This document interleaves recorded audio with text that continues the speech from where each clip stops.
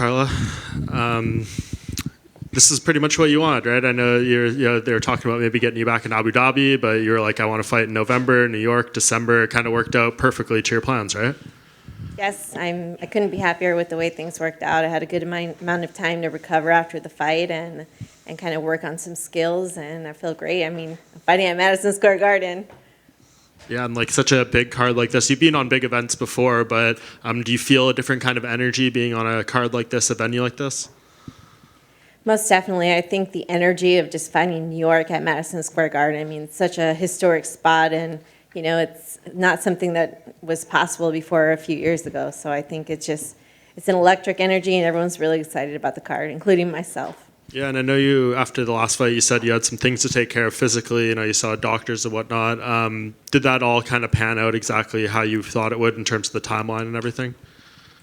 Yes, most definitely. I had to wait for a clearance from my physical therapist before I could accept the fight. I mean, right off the bat, I was like, Madison Square Garden, like, yes. But I was like, need to do the right thing and wait on my doctor. And once I got the go-ahead and green light, it was on. Yeah, and we had Zhang in here earlier, and she kind of mentioned that there's nothing about your game that she fears in particular. Do you feel like that's kind of a miscalculation from her, and maybe in a way is she underestimating you? I think probably a lot of people have felt that about my game, but doesn't really matter what she thinks or what she fears. I mean, I'm going in there with my best game, and this is probably one of the best camps I've had, so I'm just ready to go in there the best me and kind of prove the world wrong, I guess. Yeah, I know, we don't have to go back to the last fight and talk ad nauseum about it, but when you sit here again a few days away from fighting again, do you feel like you learned a lot from that last fight that you can bring into this one?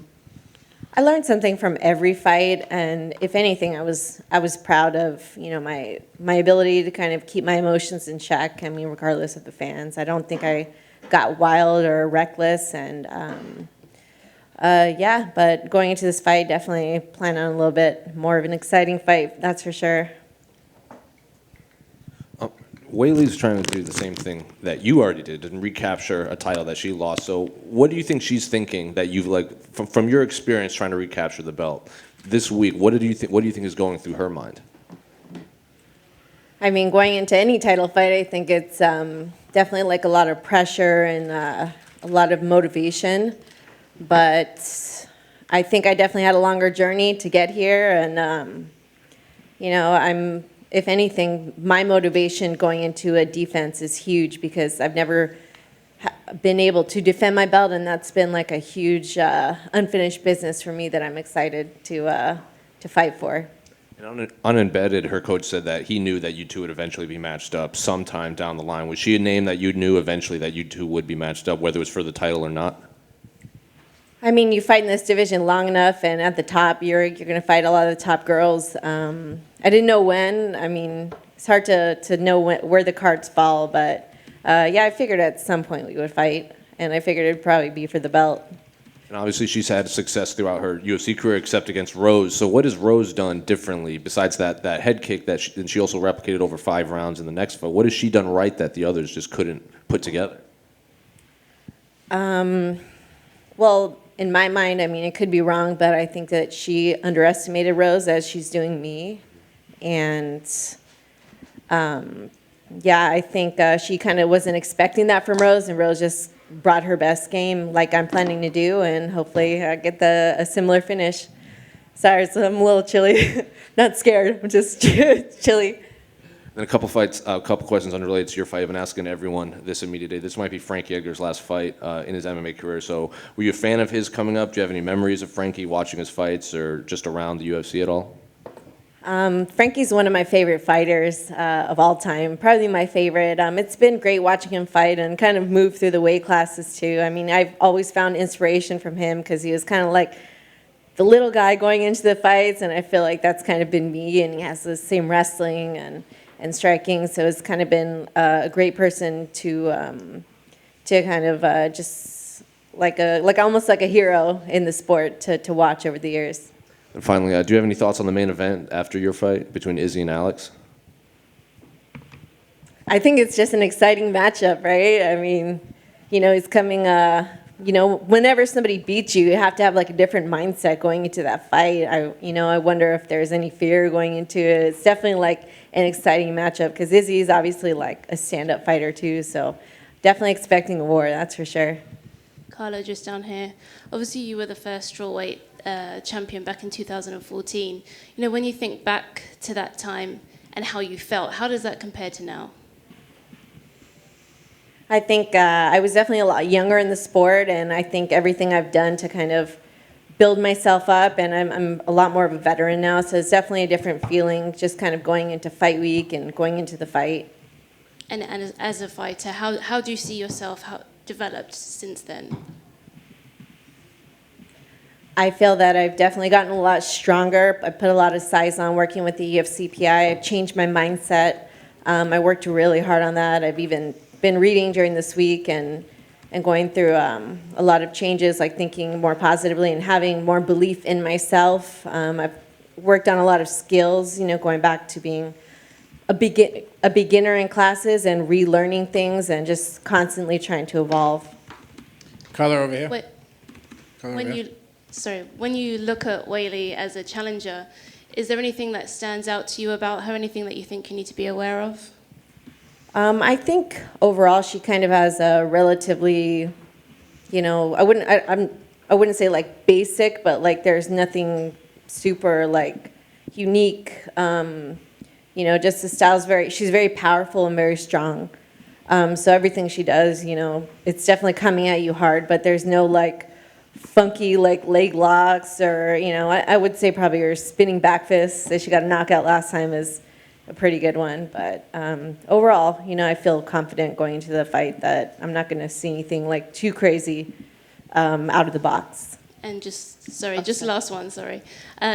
You said this was kind of like unfinished business, not being able to successfully defend your title last time. So how much will it mean to you to be able to do that this time in MSG? I mean, if you're going to defend a title, you can't do it in a better place than MSG. So I'm super excited to feel the electricity of the crowd and the energy.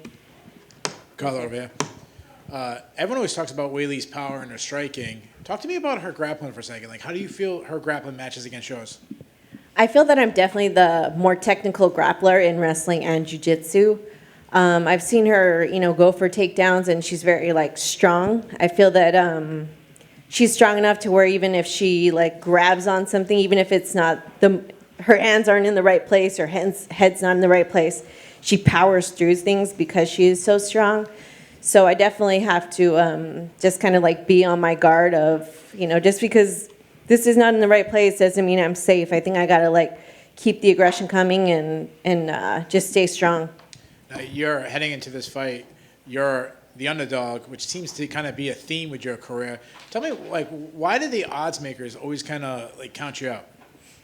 I think there's a lot of reasons, but, I mean, I think I don't, show all my cards, so to speak, going into the fights, I'm going to do this and I'm going to do that and, show a lot of my training. I mean, even on The Ultimate Fighter, I like to keep my, what I have going on very private. I like to show it in the cage, which, obviously has come to fruition because, I have the belt here. So, I think a lot of things, just not being very vocal about what I can do or what I'm going to do. I just always would rather prove myself.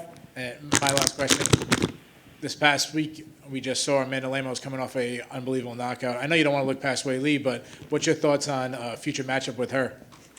I think it's just like Weili, you just see these fights. It's just a matter of time before a lot of these happen, in the division. I don't necessarily think she's next in line for a title shot, just because, she was coming off a loss going into it, but I definitely think she's probably a couple fights away. All right, so I lied one more. So if she's not, then if you're the matchmaker, who would be? Geez, I don't know. You got to ask Mick. But, I've beaten most of the girls in the top 5, I think, so it's definitely a tough one. I might have to see how the division shakes out a little bit in this next couple months. Good luck to you. Carla, back center here, right here. Obviously, when you planned your wedding, you were not crowned a UFC champ again. Did you make the decision to walk down the aisle with the belt before or after you won it? I think it's from the fabulous media like you people who are just are you going to wear the belt down the aisle? And I was like, Well, I guess so. It sounds like a good idea. And once the fight happened and I won the belt, I was like, well, now I got to do it. I've said it in enough interviews, and it was definitely a really unique thing to go into the wedding and walk down the aisle with the UFC belt around my waist. That's something new, I guess I could ask for. And obviously you went into that fight expecting to win, but regardless, having a professional mixed martial arts fight just weeks before a wedding could be a little scary, with getting cuts or bruises. Was that a concern for you at all? It was my initial concern, and it was when I got the news about the fight, it was definitely, I was on the fence about it, but I went to my wonderful husband, we're in the back, and he, just assured me and reassured me, I guess, that, he knew what he was getting into when he was marrying a fighter, and, like cuts or bruises, I mean, he was there for me and was going to love me no matter what. So, I mean, I guess just you want to look pretty for your walking down the aisle and for your husband, but at the end of the day, I'm just glad it worked out. And I hate to put you on the spot, but which piece of jewelry felt better, putting the ring on your finger or putting the belt on your waist? I'm going to call it a tie. Thank you. Right here, Carla. You talked about the strength of Weili today, and embedded, your coach was also talking about her strength, both in punching power and overall strength. Do you think she's going to be the most physically strong woman you've ever fought? That's a tough one. I've fought the best of the best for well over a decade. So, I mean, fighting people like Tatiana Suarez, Joanna, Claudia, and just, all these fighters that are like pretty large. Even Alexa Grasso, who ended up moving up the next fight to a different weight class. I've just fought so many strong and powerful fighters, and I think fighters can be strong in different ways, like grappling, punching. So, I mean, I guess we'll see, but I definitely think she's going to be up there. Carla, over here, right? Hey, when we spoke earlier this year, I'd asked you about kind of that short title reign that you had the first time. You said you mostly didn't really get to enjoy it. It was around Christmas time, and it was kind of hectic and everything like that, and you were right in a fight camp. This one, you had a lot more time to kind of soak it in. It was about 6 months. So, like, what did you kind of do with this feeling of being champion in this time? Have you been able to kind of do anything with that? Yeah, it's been really amazing to kind of just see my friends and my family and, just have the belt with me and just be like, hey, champ, and, because in camp you don't really get to see anybody. You're so focused on training in the fight. So I was able to travel a little bit. It was good to kind of, go to these different places and kind of grow MMA, so to speak, in like different places like Ecuador. And I was able to actually do like some charity work throughout. So that was really rewarding for me because, I feel like having the belt, you can do a lot more good because it definitely grabs more attention, and it's something that's really close to my heart, and hopefully I can do more of after I defend this belt. Has it opened any other doors in the last couple of months for you, professionally outside of the cage itself? Or? Definitely more opportunities to do like a few more seminars and things like that. I can't really think of anything in particular, like any acting opportunities or anything, but yeah, hopefully in the future. And I know you're big on cookies, obviously. You're the cookie monster. Where are you going to get cookies afterward? I heard of this place out here that's really good. It's called Levain. I heard that cookie place was really good out here in New York, so I might try that if I can get up early enough. All right, thank you. Thanks. Everybody all done? Awesome. Thanks, guys. Thanks, guys.